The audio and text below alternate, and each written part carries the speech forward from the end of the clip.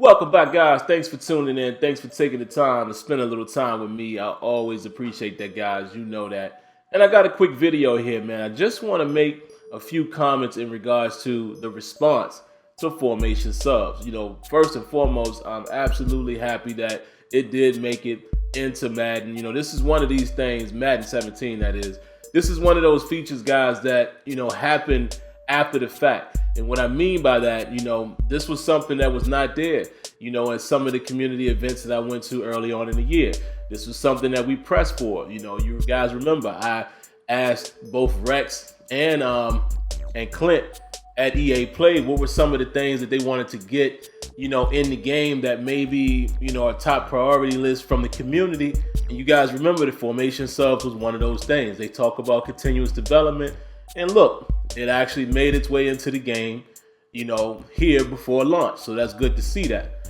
But I want to talk about it for just a moment, man, because I'm seeing a lot of people complain, about the aspect of formation subs. There's some restrictions on it. And shout outs to my man RG. He wrote, a nice blog about it in regards to the formation subs and restrictions and things like that. And here's the thing. There's a thin line between reality and actual replication of the NFL and video games. And the reason why I say that is because there's so many people in the sim crowd that seem to complain about things that are technically not as simulation as you would think. Here's my point. And shout outs to Shopmaster. And Shop said this last night as well. A lot of us always talk about wanting a sim game, but do we really want that? Now, some of us would love it, like myself, Shop, all of you guys who follow Sim Standard Radio.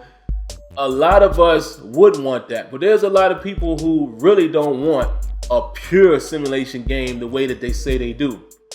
For example, there's a lot of complaint right now that you can't put a wide receiver at running back.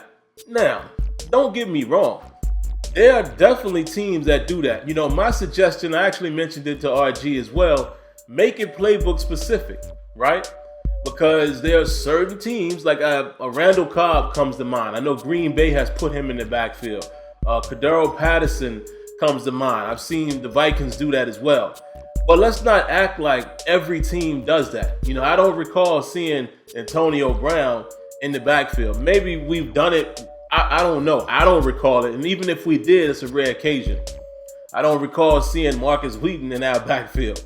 You understand what I'm saying? I don't recall really seeing Julio Jones run from the backfield consistently. Like I said, I can't say it's never happened.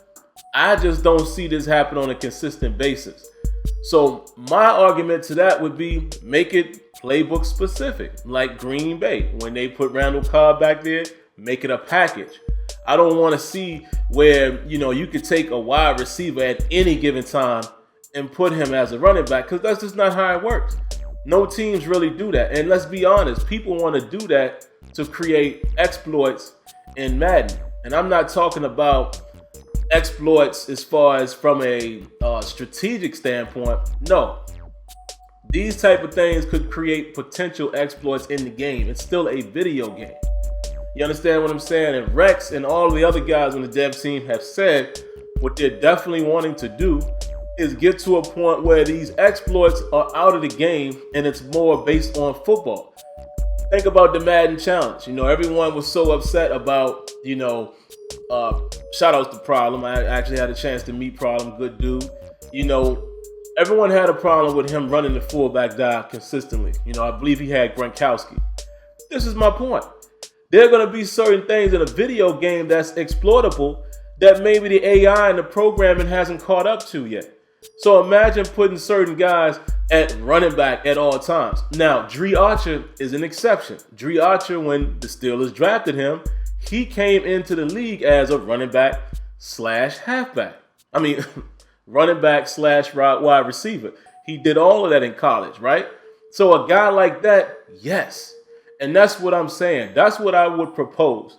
That's how I believe you can make everyone happy, so to speak. Of course, that never happens, but if you make it replicate the NFL, like if you have a guy who has that potential, or maybe you draft a guy in your CFM that has these type of qualities that he could be either a receiver or a running back, cool.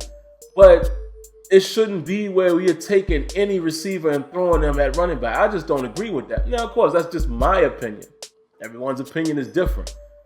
But that's just how I feel about it. Same thing with the, moving and being able to put a linebacker at a strong safety at linebacker or what have you. Now, that actually does happen. Prime example, my Steelers have done it. When Troy Polamalu was there, he played sub-package nickel linebacker when we needed him to do so. But again, the key word in that is package. It should be a certain package. It shouldn't be in a 3-4, I got a strong safety playing linebacker. That don't happen. The NFL doesn't do that.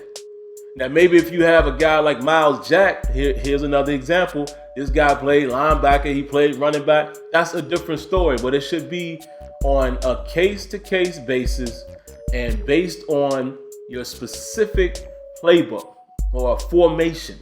It shouldn't be multiple formations that you can do that for. It should be a package that you have your wide receiver and running back, if he's one of those guys, as well as a package on defense where you can have your strong safety or a corner, anybody like that that's equipped to do it, being able to play the nickel linebacker.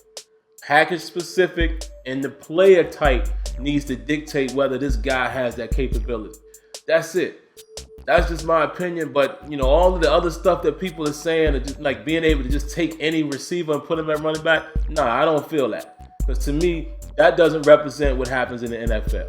And like I said, I'll end it with this: there's a thin line between reality and what people expect to do in a video game, and it's very shocking that a lot of times it's the guys in the sim craft who want to create these type of exploits. So I'm just saying, if we want a pure simulation, a pure replication of NFL football, then we have to do it the way they do it. Case-to-case basis, specific players that can do these things, and a package built around that player to allow him to be in that position for that situation. All right, guys, that's all I got for you. Definitely leave your thoughts and comments, and stay tuned for a few short messages. Peace. Hold up. Wait. Before you go, hit that sub box. Make sure you subscribe. Come back around for more content. And don't forget to leave your thoughts, leave your comments, and I promise it'll never hurt you to hit that like button. Another announcement real quick, guys. Sim Standard Radio has now moved here to YouTube via Google Hangout. Come check us out right here every Thursday night at 8 p.m. Eastern. All right. That's all I got for you. Okay, bye. Go ahead. Get out of here.